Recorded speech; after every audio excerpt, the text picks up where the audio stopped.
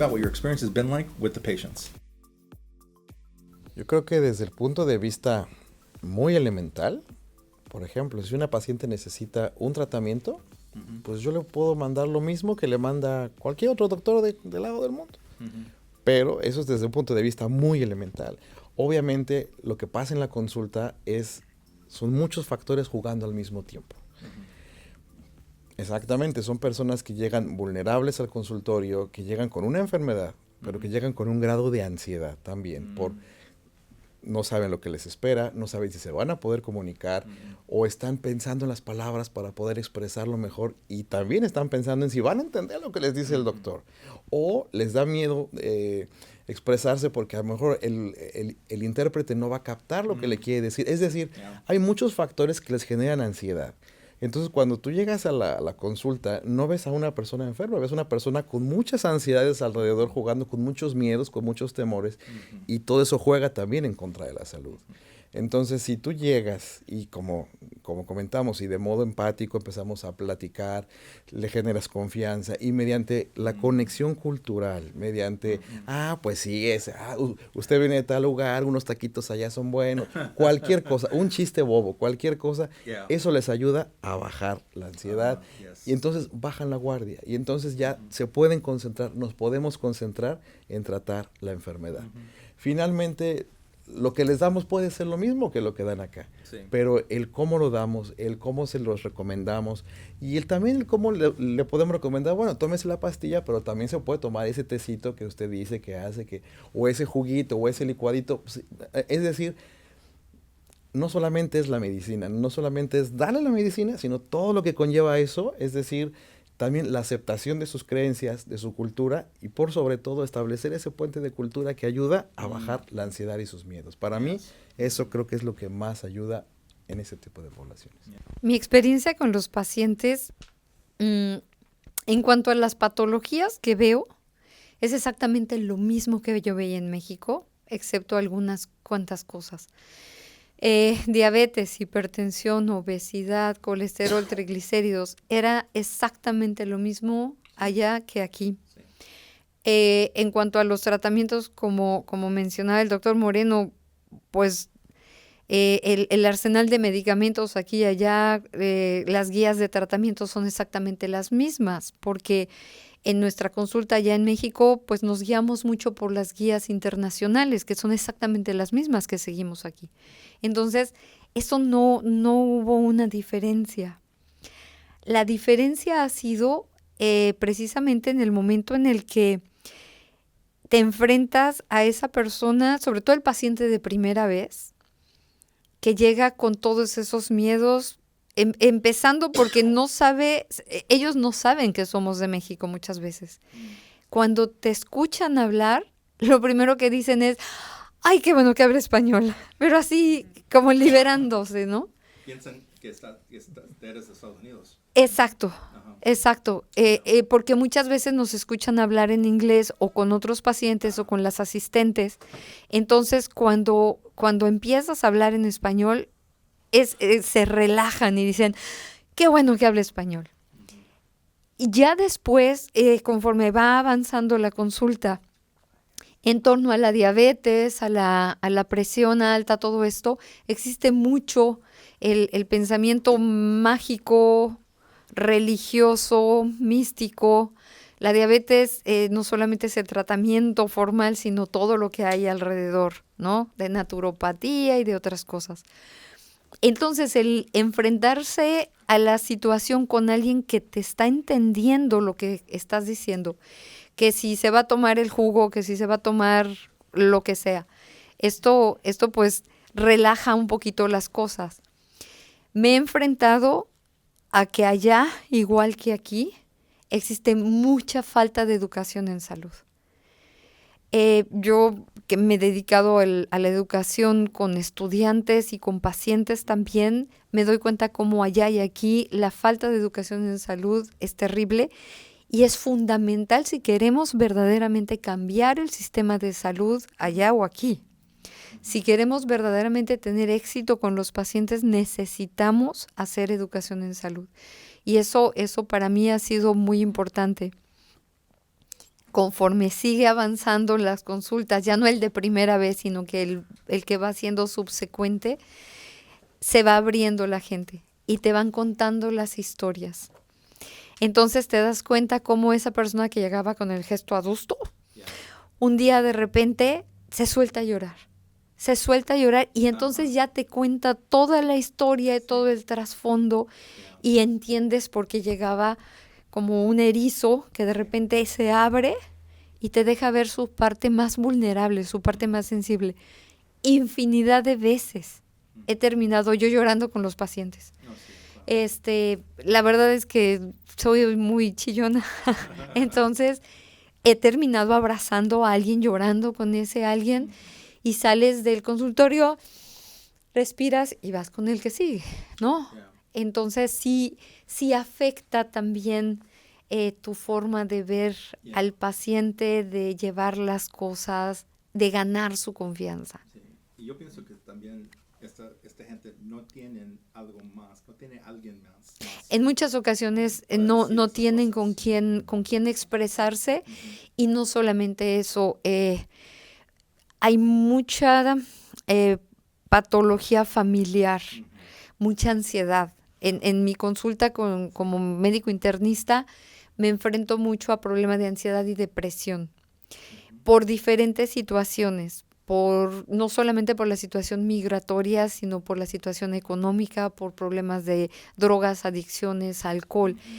Cuando llegas a ese punto donde el paciente tira todas sus barreras y se abre ante ti y te cuenta su historia, en ese momento yo le rogaría a Dios tener más tiempo para poder atender más tiempo a esa persona, porque también jugamos en contra del tiempo. Porque tienes un horario limitado para cada paciente, y ahí es donde yo quisiera decir, tiempo fuera, please, ¿no? Necesito hablar más con esta persona, y entonces en esos 15 minutos tratas de hacer magia para tocar los puntos claves con cada persona y ayudar lo más que puedes, que a veces no es suficiente. Esa es la experiencia. Y bueno, mi experiencia con mis pacientitos aquí en Salinas, a diferencia de lo que yo veía en Baja California, yo me dediqué sí mucho a la institución pública y también más a la privada, pero veo mucha ansiedad aquí en mis adolescentes, mucho bullying, sí hay muchos problemas en general de nutrición, de sobrepeso, anemia, o sea, a pesar de que a veces vemos que tienen poquito sobrepeso, eso no significa que no estén malnutridos. Entonces tratamos de hacer conciencia en todos esos, mejorar los hábitos, o en general siempre le digo, no se trata de ponerse a dieta.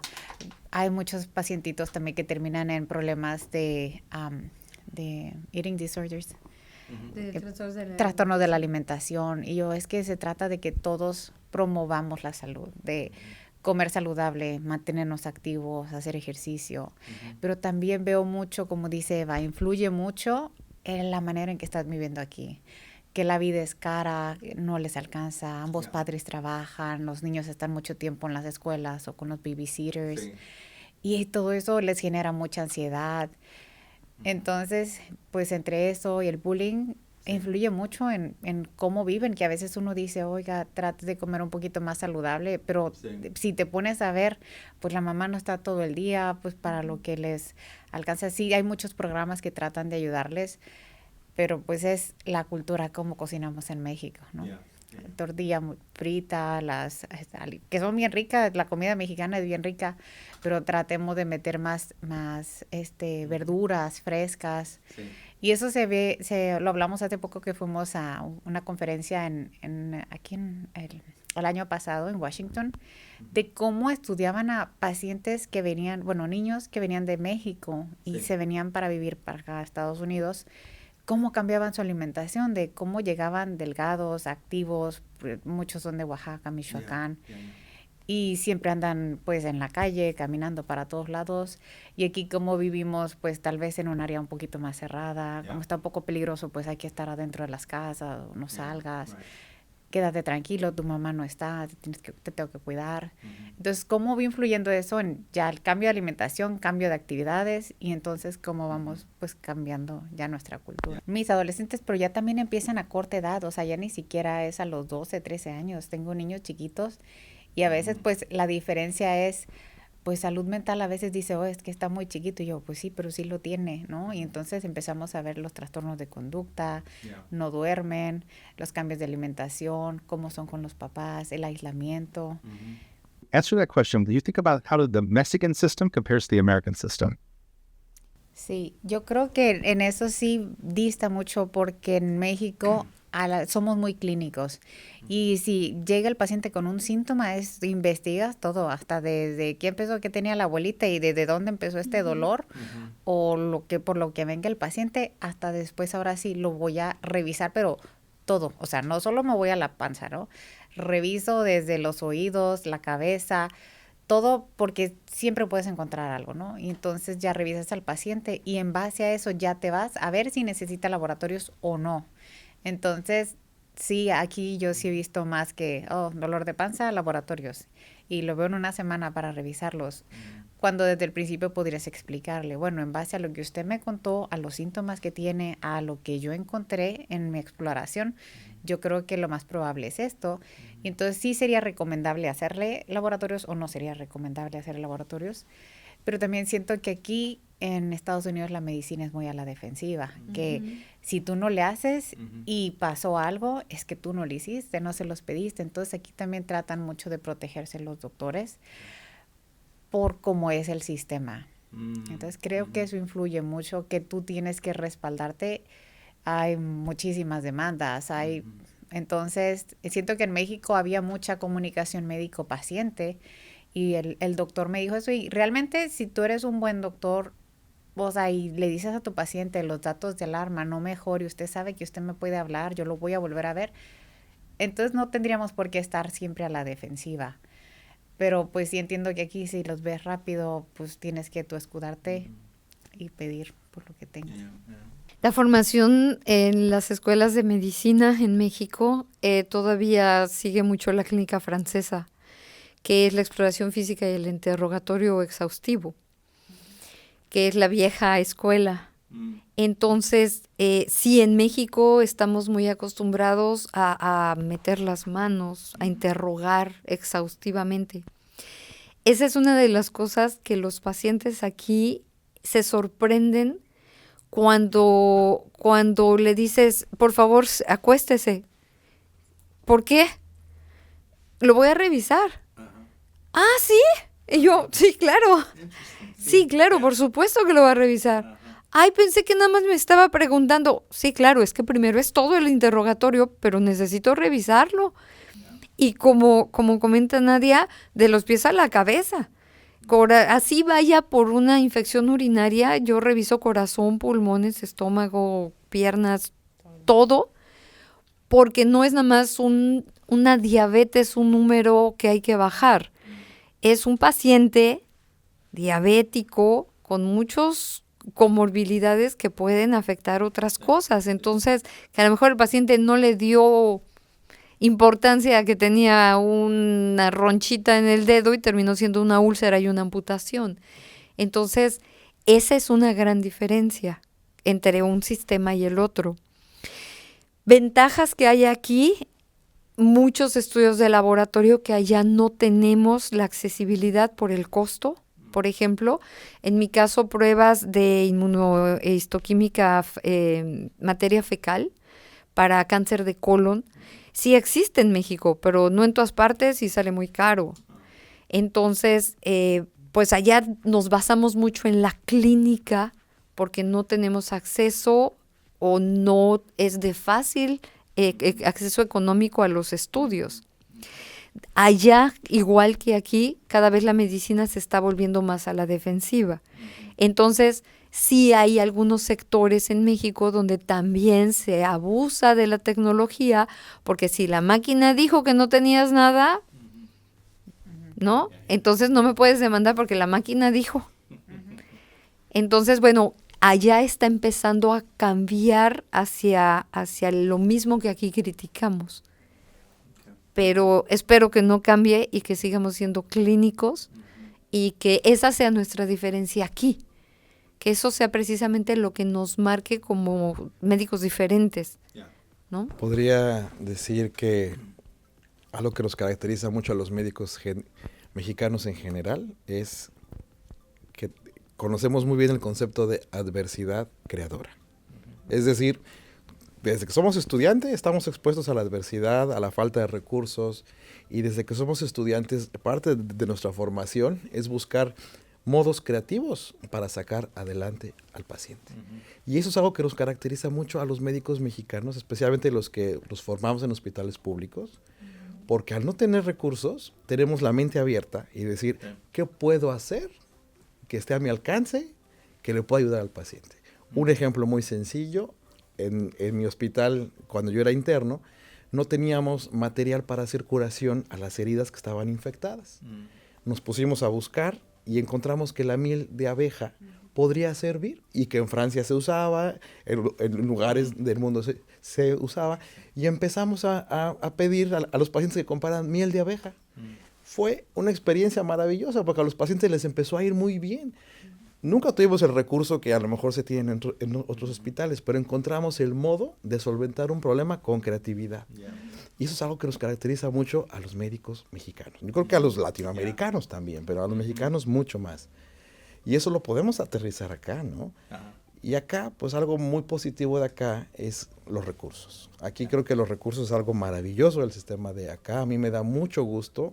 Cada vez que veo un resultado de estos me da mucho gusto de ver cómo pacientes de Oaxaca, que vienen de Guerrero, de la Sierra, embarazadas, y que les puedo yo decir el sexo de su bebé a la semana 10, porque tenemos el screening genético que se hace, aquí en ningún otro lado de México se hace. Me encanta. Yo digo, qué gusto me da que le puedo ofrecer a estos pacientes que vienen de una situación adversa estos estudios. Eso es algo muy bueno de acá. Pero finalmente yo creo que el médico, en donde sea, el consulta de médico en cualquier lugar del mundo, no debe de perder el humanismo. Y creo que eso tristemente es el lugar a donde vamos, porque nos estamos llenando de tecnología, de inteligencia artificial, de recursos tecnológicos, pero nos estamos olvidando del contacto, de lo que es tocar al paciente. So thank you very much for joining us. Thank you for your time. Gracias. Pleasure.